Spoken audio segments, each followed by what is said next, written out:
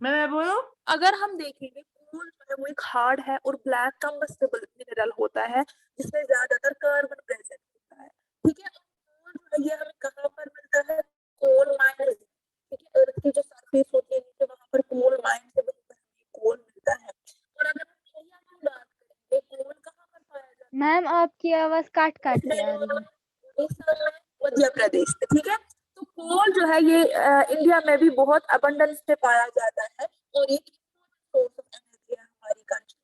अब ये कोल कैसे बना था? कोल बन गया था जब डिकम्पोजिशन मैम हो गया था आपकी आवाज लार्ज काट प्लांट्स काट और के आ ट्रीज रही है। का जो ब्यूरी हुए थे अर्थ के नीचे 300 मिलियन ईयर्स अगो, तब जाके वहां पर कोल बन गया था। यानी जब 300 मिलियन ईयर्स अगो जो अर्थ था वहां पर घने जंगल थे। ठीक है, वेटलैंड एरियाज वगैरह थे, तो फिर नेचुरल प्रोसेसेस आ गए, नेचुरल कैलमिटीज आ गई, जैसे कि अर्थक्वेक्स आए, फ्लड्स आए, वोल्केनिक इरप्शंस हो गए।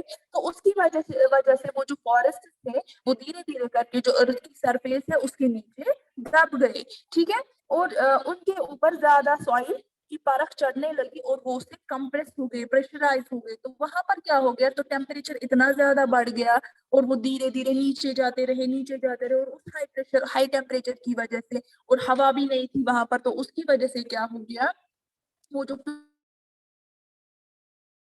वगैरह था वो स्लोली कन्वर्ट हो गया, कोल में कन्वर्ट हो गया। तो यही स्लो प्रोसेस डेड प्लांट्स हो गए थे अर्थ के नीचे, तो वो अब कोल बन गए। ठीक है, तो दैट इज कार्बनाइजेशन। मैं आवाज नहीं आ रही है। जी, आवाज नहीं आ रही है। कभी मुझे धीरे भी आप बहुत लोगों की कम। आवाज ही नहीं आ रही है, पता नहीं क्या हो गया। कभी आपकी आवाज अब बहुत ठीक कम है। है। हाँ तो अब ठीक होगी। तो कोल जो है वो एक सोर्स ऑफ एनर्जी भी है। कोल जो है वो मेनली कार्बन है। ठीक है, तो जब हम उसको हीट करते हैं हवा में, कोल जो है वो बर्न होता है और वहां से वो कार्बन डाइऑक्साइड गैस प्रोड्यूस करता है और उसमें बहुत सारी हीट एनर्जी भी प्रोड्यूस होती है। कोल के टाइम जब कोल बर्न हो जाता है, तो जैसे कि मैंने कहा था, हम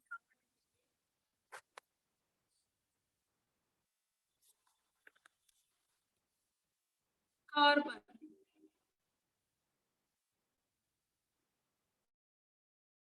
यानी ये जो कोल है, ठीक है, और ऑक्सीजन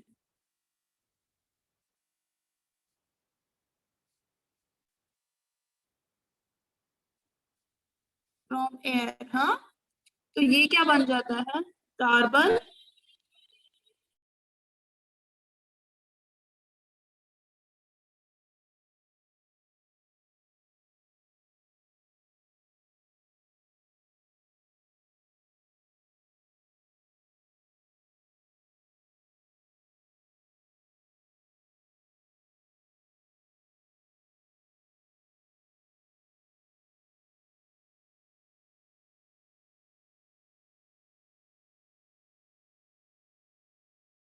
कर सकते हैं, जैसे कि कोल गैस या कोक में या इलेक्ट्रिसिटी में हम इसको कन्वर्ट कर सकते हैं। ठीक है, तो कोल जो है अगर हम उसके यूजेस देखेंगे, coal as a fuel use होता है होम्स में, इंडस्ट्रीज में, और कोल जो है वो हम थर्मल पावर प्लांट्स में भी यूज करते हैं इलेक्ट्रिसिटी जनरेट करने में। और कोल जो है हम उसको यूज करते हैं कोल गैस बनाने में, जो कि फ्यूल है। ठीक है, या इसी तरह से कोल जो है हम उसको कोक बनाने के लिए यूज करते हैं। और अर्लियर टाइम्स में अगर हम देखेंगे, कोल जो था that was used as a fuel to make steam. किसके लिए? ताकि वो जो स्टीम इंजन जो है उनको रन कर सके। ठीक, उनके कोल जो है that was also used as a stone। यहाँ तक समझ आया सबको? ये कैप्चुलेट कर थोड़ा थोड़ा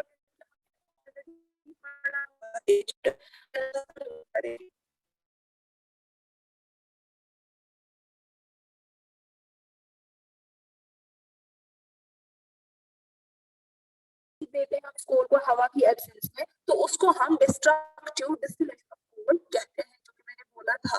अब अगर हम यहाँ पर कोल गैस का देखेंगे, कोल गैस भी गैसियस फ्यूल है जो कि किससे ऑब्टेन होता है? स्ट्रॉन्ग हीटिंग से, जब स्ट्रॉन्ग हीटिंग करते हैं कोल की in the absence of air, तो during the process of coal to get coke, तो कोल गैस जो है that is only a mixture of methane and hydrogen. Coal gas जो है वो किसका मिक्सचर है, मीथेन का और हाइड्रोजन का, और उसमें कुछ कार्बन मोनोऑक्साइड भी प्रेजेंट होता है। तो ये जो सारी गैस होते हैं कोल गैस में, वो बर्न हीट प्रोड्यूस करने के लिए, उसकी वजह से कोल गैस जो है वो फ्यूल है, यानी उसमें हाई कैलोरीफिक वैल्यू है। ठीक है, तो कोल गैस जो है that is fuel in industry. ठीक है, यहाँ तक समझ आया। जब कोल गैस बर्न होता है, जब कोल गैस जलता है, तो ये प्रोड्यूस करता है। तो अगर हम देखें पुराने जमाने में कोल गैस जो है इसको हम किसके लिए यूज करते थे, लाइटिंग पर्पसेस के लिए या इल्यूमिनेशन पर्पस हम जिसको कहेंगे। तो कोल गैस जो है वो हम स्ट्रीट लाइटिंग के लिए यूज करते थे। ठीक है, पुराने जमाने में लंदन में फर्स्ट टाइम ये यूज किया गया था। किस ईयर में किया गया था, मैंने पढ़ा था 1810 में। ठीक है, और उसके बाद यूरोप में यूज किया गया इन 1820, और इन दिनों अगर हम देखेंगे coal gas as a source of heat light. यहाँ तक समझ आया?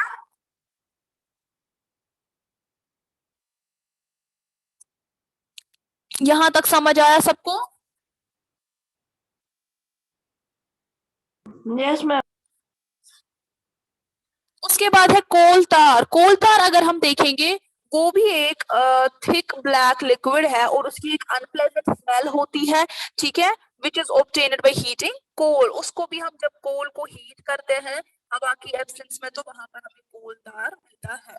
तो कोल तार जो है वो एक सिंगल कंपाउंड नहीं है, बल्कि मैंने कहा था वो 200 कार्बन कंपाउंड्स है, ऑर्गेनिक कंपाउंड्स जिनको हम कहते हैं। तो कार्बन जो है बिल्कुल कार्बन कंपाउंड्स है, ऑर्गेनिक कंपाउंड जो प्रेजेंट होते हैं कोल में, उसमें आता है benzene, toluene, naphthalene, anthracene, phenol, aniline. ठीक है, तो ये सारी चीजें जो है ये कार्बन कंपाउंड्स है, ये कोल तार में आते हैं। जैसे कि नैप्थलीन बॉल्स हम यूज करते हैं किसके लिए, ताकि इंसेक्ट वगैरह जो क्लोथ्स में होते हैं वो ऊपर अटैक ना कर सके। वो भी कहाँ से हमें मिलता है, वो भी कोल तार से ही मिलता है। या इसी तरह से बहुत सारे कंपाउंड्स प्रेजेंट होते हैं कोल तार में, जो जिनको हम सेपरेट करते हैं फ्रैक्शनल डिस्टिलेशन की मदद से। ठीक है, तो कंपाउंड्स या प्रोडक्ट्स जो obtain होते हैं कोल तार से, वो फिर हम दूसरे मटेरियल्स को मैन्युफैक्चर करने में यूज करते हैं। तो जो कोल तार के प्रोडक्ट्स हैं वो हम यूज करते हैं सिंथेटिक फाइबर्स बनाने में, ड्रग्स बनाने में, मेडिसिन बनाने में, प्लास्टिक्स या सिंथेटिक डाइज बनाने में, परफ्यूम्स बनाने में, पेंट्स बनाने में, वार्निशेस या इसी तरह पेस्टिसाइड्स। ठीक है, या प्रोडक्ट मटेरियल होते हैं उसमें, या दूसरे मटेरियल्स होते हैं उसमें हम वो यूज करते हैं। और कोल तार जो है वो हम ट्रेडिशनली यूज करते हैं किसके लिए, मेटल रॉड्स के लिए, यानी जो रूट्स वगैरह, सॉरी रूट्स के लिए, जो मेटल पहले जमाने में करते थे कोल तार यूज, तो अब उसकी जगह हम क्या यूज करते हैं, बिटुमेन यूज करते हैं, जो कि पेट्रोलियम प्रोडक्ट है। ठीक है, यहाँ तक हमने ये पढ़ा था। उसके बाद हमने कोक के बारे में पढ़ा था। कोक भी एक पोरस ब्लैक सॉलिड सब्सटेंस है, उसको हम कैसे प्रिपेयर करते हैं, बाय हीटिंग कोल। उसको हम कोल को हीट करते हैं हवा की एब्सेंस में। तो जब कोल हीट होता है इन द एब्सेंस ऑफ एयर, तो कोल गैस और कोल तार जो है उनको हम एलिमिनेट करते हैं और वहां पर कोक ही रह जाता है एज अ ब्लैक। ठीक है, तो कोल माइनस वोलेटाइल कॉन्स्टिट्यूएंट्स कोक। ठीक है, यानी कोल से जब हम वोलेटाइल कॉन्स्टिट्यूएंट्स निकालेंगे तो वहां पर कोक बच जाता है, और कोक जो है that is the purest form of carbon. ठीक है, और उसमें 98% कार्बन प्रेजेंट होता है। और कोक जो है वो मेनली यूज होता है एज अ रिड्यूसिंग एजेंट किसमें, मेटल्स को एक्सट्रैक्ट करने में, और हम इसको स्टील मैन्युफैक्चरिंग में भी यूज करते हैं। ये एज अ फ्यूल भी हम यूज करते हैं। तो कोक जो है वो बेटर फ्यूल है किससे, कोल से, क्योंकि इससे ज्यादा हीट बर्न होती है, हीट आ जाती है जब हम इसको जलाते हैं। ठीक है, और कोक जो है वो कोई भी धुआं वगैरह प्रोड्यूस नहीं करता, जबकि अगर हम कोल को जलाते हैं तो बहुत प्रोड्यूस करता है। यहाँ तक समझ आया सबको? Yes ma'am. Yes ma'am. उसके बाद हमने पढ़ा था पेट्रोलियम। क्या होता है पेट्रोलियम, मुहीब अशरफ आप बताइए। हाँ, मुहीब अशरफ, पेट्रोलियम क्या होता है? पेट्रोलियम मैं पेट्रोलियम होता है जो हम गाड़ियों में डालते हैं। हाँ, जो वो एक नेचुरल रिसोर्स है जो हम गाड़ियों में यूज करते हैं और कभी कभी घर में स्टोव में। तो पेट्रोलियम जो है वो एक डार्क कलर का होता है, प्रोडक्ट होता है, और क्रूड यानी रॉ फॉर्म है, इसको हमने प्रोसेस अभी तक नहीं किया हुआ होता है, क्रूड स्टेट में हमें मिलता है ग्राउंड के नीचे कुछ एरियाज में, ठीक है। और इसका भी अनप्लेजेंट ऑडर होता है, स्मेल होती है। एक्चुअल में ये जो पेट्रोलियम है उसका मतलब है रॉक ऑयल, पेट्रा का मतलब रॉक और ओलियम का मतलब ऑयल, ठीक है। तो ये पेट्रोलियम इसको कहा जाता है क्योंकि ये कहाँ पर पाया जाता है, अर्थ के क्रस्ट में, जो कि रॉक्स में ट्रैप हुआ होता है। तो पेट्रोलियम भी एक सिंगल केमिकल कंपाउंड नहीं है, बल्कि पेट्रोलियम जो है वो एक कॉम्प्लेक्स कंपाउंड है, ठीक है, जिनको हम हाइड्रोकार्बन्स कहते हैं। और हाइड्रोकार्बन्स जो है वो कंपाउंड है जो दो एलिमेंट से बने होते हैं, एक तो हाइड्रोजन और कार्बन, ठीक है। तो पेट्रोलियम जो है वो वाटर में इंसॉल्युबल है, यानी ये सॉल्युबल फॉर्म में नहीं होता है। और पेट्रोलियम जो है वो एक नेचुरल रिसोर्स है जो हमें इन्हीं ऑयल वेल से मिलता है, जब हम कुछ एरियाज अर्थ के खोदते हैं वहां पर निकलता है, यानी ये हर जगह मौजूद नहीं होता है, ठीक है। और पेट्रोलियम को हम यहाँ पर आप कह सकते हैं, इसको हम क्रूड ऑयल भी कहते हैं और मिनरल ऑयल भी कहते हैं। यहाँ तक समझ आया? Yes ma'am. हाँ।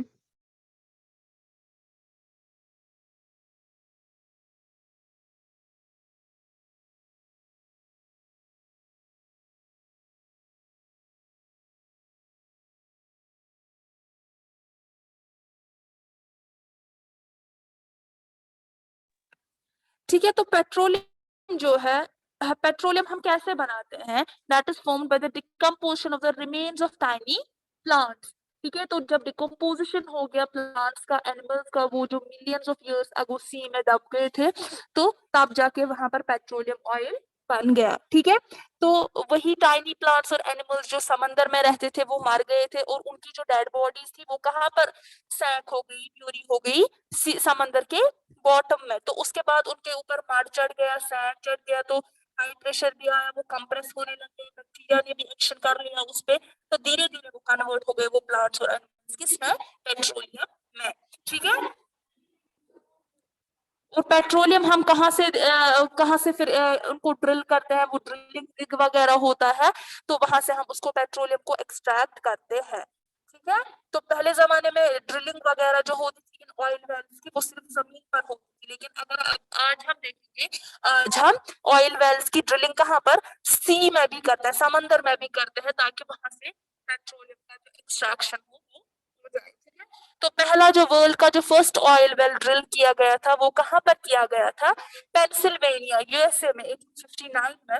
और उसके बाद 8 साल बाद किया गया था 1867 में असम में, ठीक है। तो इंडिया में अगर हम पेट्रोलियम ऑयल देखें तो कहाँ पर पाया जाता है, असम में, गुजरात में, मुंबई में, ठीक है।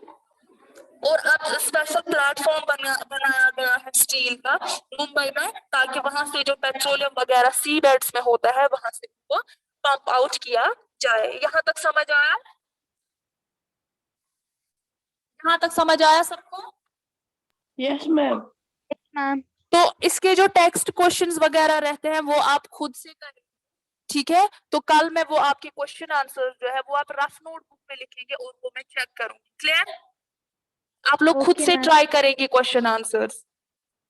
Okay ma'am. चलिए, अल्लाह हाफिज।